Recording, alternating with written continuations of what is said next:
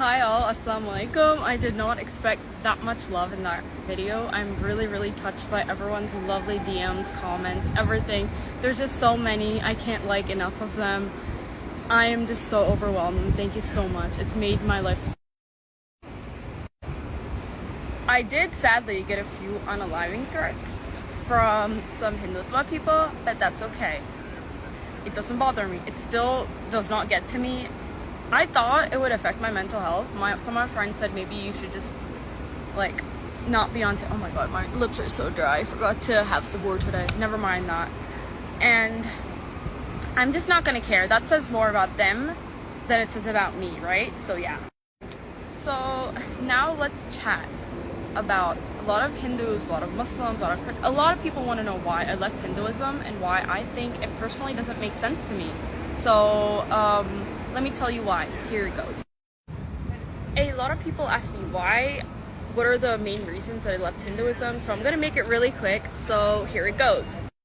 So I left Hinduism because at the age of 14, when I started researching about Islam very randomly, it didn't make sense to me that you could connect through God through an idol or a person or a middleman or a broker. I quickly realized when I was a kid, especially after watching the movie PK, it's a very good movie. If you haven't watched it, you should watch it, that God doesn't need a middleman. So anyone that says God needs a middleman, it's not true, in my opinion, respectfully. Second of all, I faced a lot of, I didn't face it, I saw a lot of casteism in the Hindu community. I come from a Brahmin Hindu Tamil family, and I have seen places in India where Dalit Hindus are not actually allowed to go into certain temples or stand in the front of the line because of their caste. And I thought that was the most ridiculous thing. There is no way I can support that. There is no way I could ever conceive that being okay.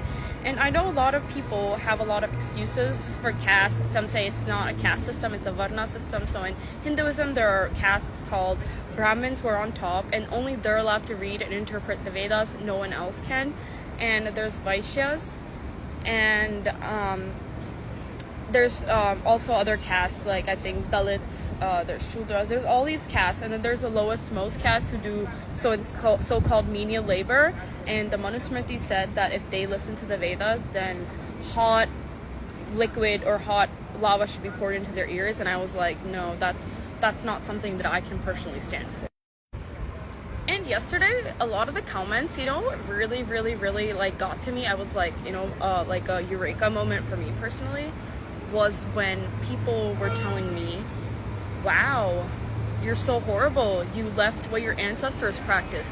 And I'm not going to give you an answer, but I'm going to give you an answer from what my belief directly says, what my holy book directly says. So we believe that in the Quran, Allah subhanahu wa ta'ala said that some of the people continued to follow idol worship even though they knew it was not right because their ancestors did so. It directly says this in Surah Baqarah, guys.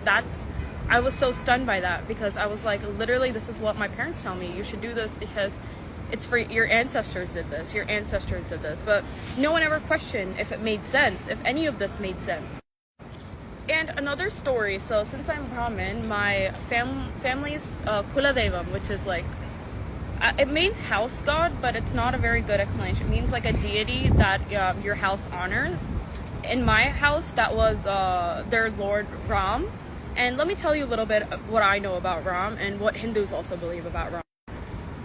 So their god Sri Ram, so he was basically a king.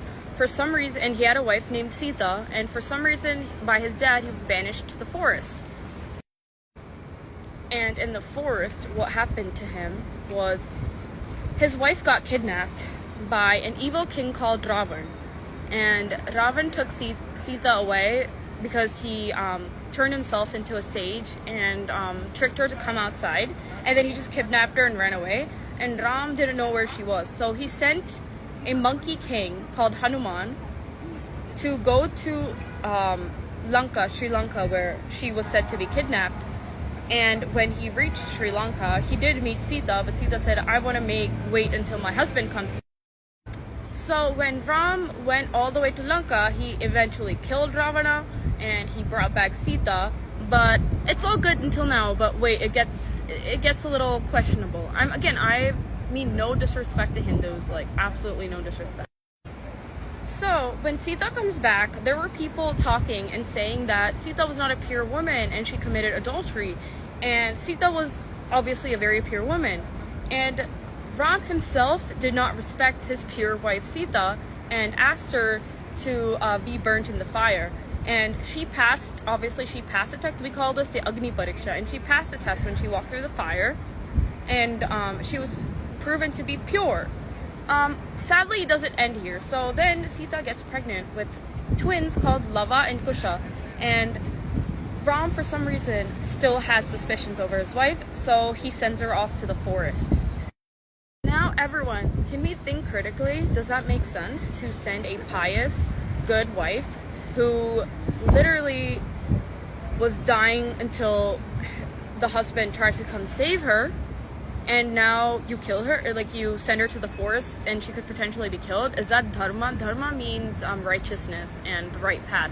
Is that really righteousness? Is that really a right path? When I started questioning all of this, my parents told me to be quiet and that I'm too young to question all of this. But alhamdulillah, I did question it, and I'm really happy where I'm at right now. Thank you for all the comments again. And yeah, like, tell me what other kind of videos you want to see on this page. I really did not expect to blow up that much. Hope you take care. Assalamu alaikum warahmatullahi wabarakatuh.